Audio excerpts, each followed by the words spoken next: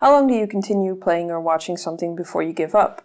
Where's the line between giving a game or TV show a fair try and wasting your time? How can you say you don't like it if you haven't even given it a chance? I agree with Stewie, it's not really fair. I was about 6 hours into my third time trying Baldur's Gate 3 when I realized even if the story suddenly becomes super compelling, this is what the game is like and I'm not enjoying it. And I really wanted to like Baldur's Gate 3. I was drawn to the world, the limitless possibilities, the great things I heard about the game's quality. But when it came to the actual gameplay, I found the game tedious and pretty boring. Now I don't think me not liking Baldur's Gate 3 has anything to do with the game or its quality. I should have known I wouldn't like Baldur's Gate 3. I mean, most games that I enjoy have short, action-oriented gameplay loops. Games that let you try the same thing over and over again. Quick to failure, try again. Games like Death Must Die, Balatro, Hades, Hades 2, Vampire Survivors. I'm also more drawn to games with a high amount of actions per minute. My wrist still hurts from playing high APM specs like Outlaw Rogue and Fury Warrior in World of Warcraft. And BG3 was communicating exactly what it was going to be like from the very beginning. I just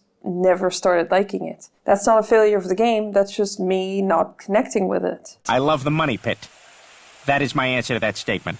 I really enjoy World of Warcraft. I connect deeply with its combat and I don't think I could name any games that come close to the thrills of Mythic Plus or PvP combat. But it's obviously not a flawless game and it's definitely not for everyone. I don't think I would even play it today if I didn't get invested in it years ago. Imagine being completely unfamiliar with World of Warcraft, seeing people play endgame like Mythic Plus raiding or PvP and thinking, yeah, that looks fun, I want to do that.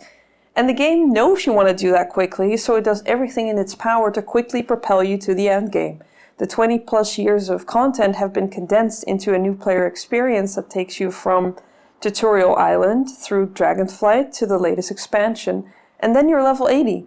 Time to go do the thing you wanted to do, right? The leveling experience is very fast, even for new players, but it does not prepare you for the endgame at all. It goes by way too fast, you get new abilities so often you don't even know what they are, or what they do, or how to use them, and content that's even remotely similar to the endgame, like leveling dungeons or time-walking dungeons, aren't there for you to learn your rotation or enjoy the scenery.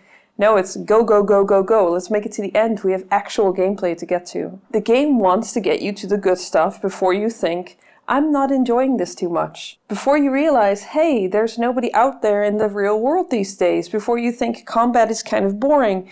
But the game does a bad job at making the game fun or engaging before max level. So in order to prove to you that it's worth it, it needs to rush you to the good parts. And I understand that from a developer's point of view, it's a subscription-based game after all, but it sucks for new players. While I can judge BG3 after a few hours, I can't really judge World of Warcraft while I'm leveling because it has nothing to do with the gameplay. I used to think you needed to level a new character to learn a new class specialization, but that's basically a waste of your time because nothing in these leveling zones is even challenging enough. Not everything popular or even good can be enjoyed by everyone. In fact, I love a lot of things that might be called objectively bad by others. I even made videos on this very channel analyzing movies I think are bad, and while I stand behind my analysis of Solace and still think there are some very weird and bad choices made in that movie, that doesn't mean that there aren't people that like that movie. Looking back, I think my biggest mistake in that video was that I tried to be too objective and authoritative in my analysis and didn't spend enough time explaining why I personally disliked the movie so much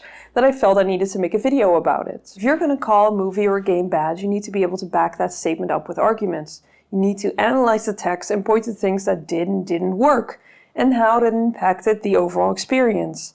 Saying you need to put a certain amount of hours in is true if you want to give it a fair and objective criticism of a text.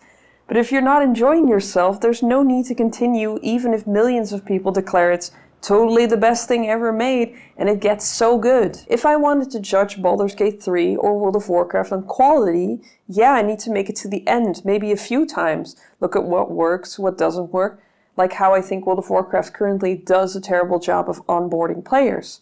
But if I'm just saying I don't enjoy something, you should be able to do that after an hour of play or one episode of a series.